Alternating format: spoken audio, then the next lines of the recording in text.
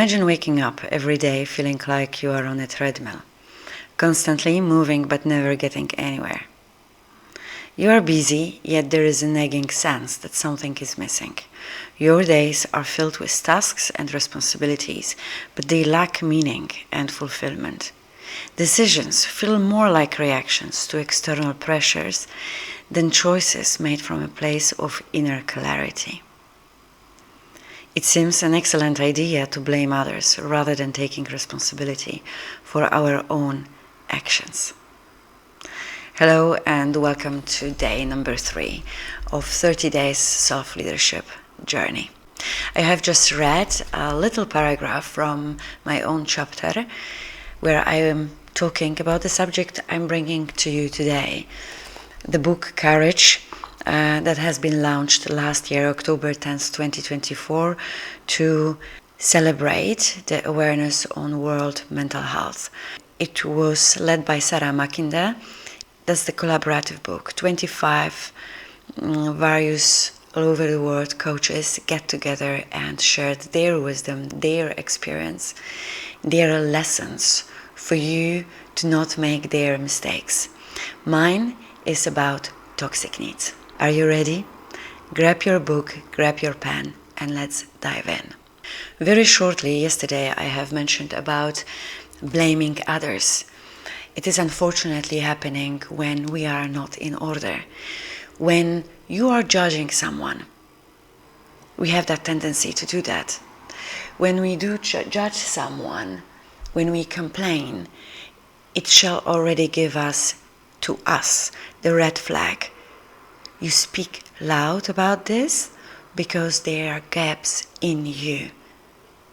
And those gaps are usually coming from your deep hunger you are carrying with yourself for a long time.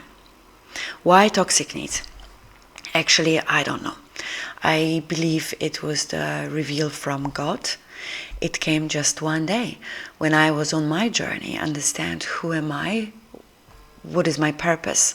It was just 5 years ago when I stepped into the journey that I realized I'm free. I'm free and I can reveal myself. The interesting part was I didn't know who I am. I am Magdalena, that's fine. I'm seeing myself. But in terms of establishing the priorities of values, they have been there the whole life. But they have been also blurred by my hunger. And most of the part of life, I was driven by the inner hunger. And that comes from the past. I usually refer to the sociological environment.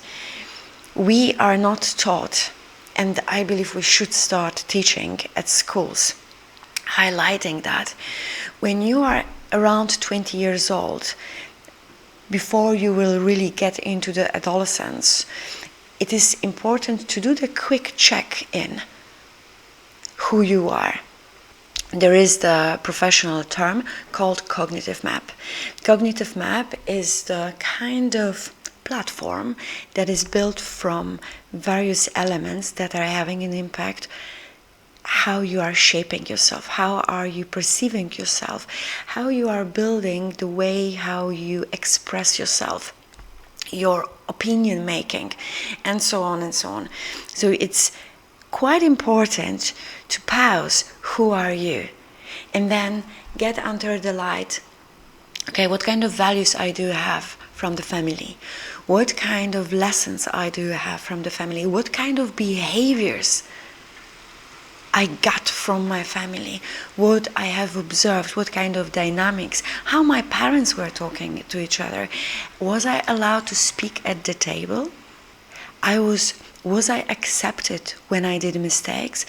How my mistakes, bad grades, have been addressed at the dinner table? What kind of situation you remember where you had a positive experience, where you have been felt validated, important, beautiful? Pause for a moment and think about that. But again, I believe we should do this kind of check because we are going into the university and we are driven by, again, what the past has told us.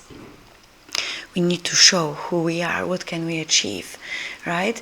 And quite often it is disconnecting with our true value, because we don't speak at home about value. How many of you have been inspired?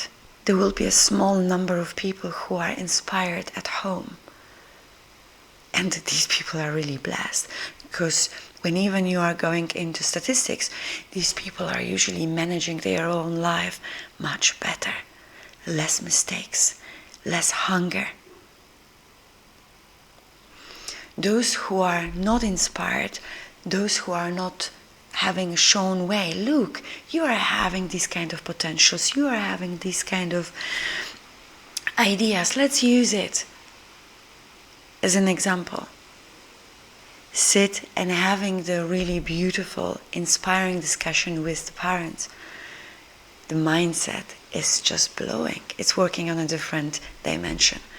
But unfortunately, most of us didn't have that blessing in life. So we went into our adolescence, we made our decisions, and we are driven by our hunger. Identify your toxic needs. Identifying your toxic needs is going back, thinking, what kind of values I got from the family, what kind of experiences I had, positive and negative. The positive ones, identify what kind of value you got from it, and are you practicing that value in your today adulthood? The negative, how did it impacted you, and where eventually you can recognize that you are copying, pasting that negative experience. Take the notebook, do the drawing, positive and negative. Do the drawing around experiences, values.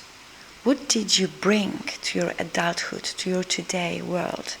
When I was starting to see the light in my brain, this connection, what is happening, I finally realized, oh, that was my hunger, being important.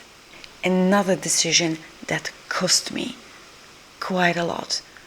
That was the hunger, being seen, being loved.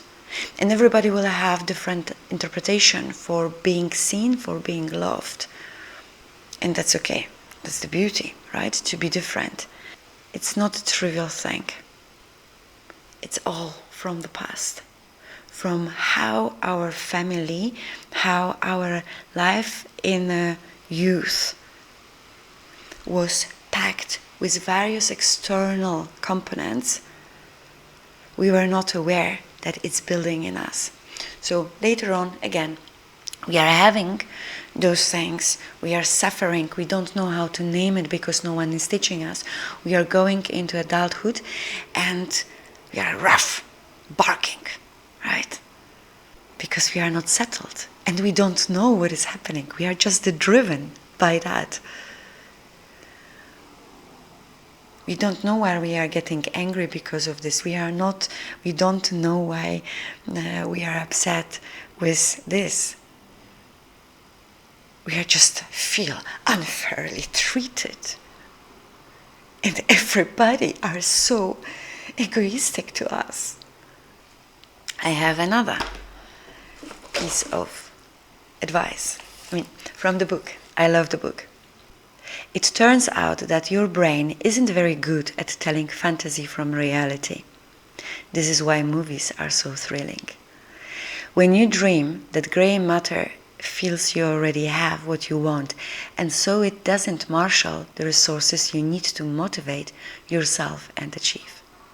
Instead, it relaxes, and you do less, you accomplish less, and those dreams stay mere dreams. Positive thinking by itself doesn't work. It's a book from Barking Up the Wrong Tree by Eric Barker. I love this book. When I got that book first time, I read it very quickly and ran back to the store and got more. to share as a gift with many people. That's the hunger. We are eating that. You can call it pinkish glasses. We don't see the right thing because we are floating on our imagination. Another thing which is very important, why do we say yes if we don't want to do something? Hunger. Why do we tolerate something that is not okay with us? Hunger. We will react emotionally, but still we will remain in that situation. We will argue, we will get the conflict, but the next step we will still be in that situation. Hunger as well will limit us in ability to communicate because simply we are driven by hunger. Physically, if you are hungry, are you kind? You are irritated, right? You are the ticking bomb. So the toxic needs that we are carrying in our belly, let's say, can you imagine if you keep the soup for 5 years, even in the fridge? What is happening there? How many toxins are there? And it's with you. You don't know what is here. You are carrying, and it's just affecting every single cell in your body from inside. You are reaching 20, 25, 30. You are one big rotten soup. You don't need to spend with yourself too much time. Identify your toxic needs. One of the beauties of the self-leadership journeys is when you are realizing what is there, you don't need to get rid of your current life. You just need to start working on yourself, identify, for example, 3 steps you want to take and focus on that. When you are focusing on the practice, when you are focusing on work, your emotional imbalance is withdrawing because you are focused. So you will not be as much triggered as you have been before. It will not, of course, happen within 1-2 days of work, but start. Apart from identifying your toxic needs, your drawings, write also down what kind of patterns, behavioral patterns, decision-making patterns you can see in your past. And then make 3 bullets. What is the drive? How you manage that? What is the outcome? 1 pattern, see 3 situations. Write it down and look into the mirror. Paper mirror. Final note to you.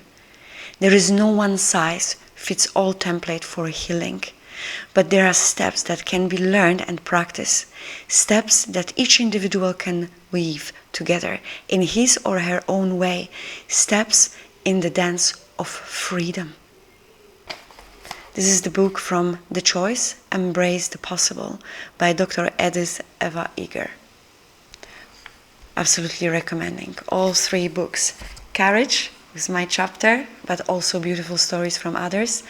Barking Up the Wrong Tree, number 1. It was the first book years ago that I read from literally first word to the last word. Book The Choice, also did not expect what is the book about. I was driven by the title and surprised me so much. You can win when you pick it up. Have a great day ahead and see you tomorrow.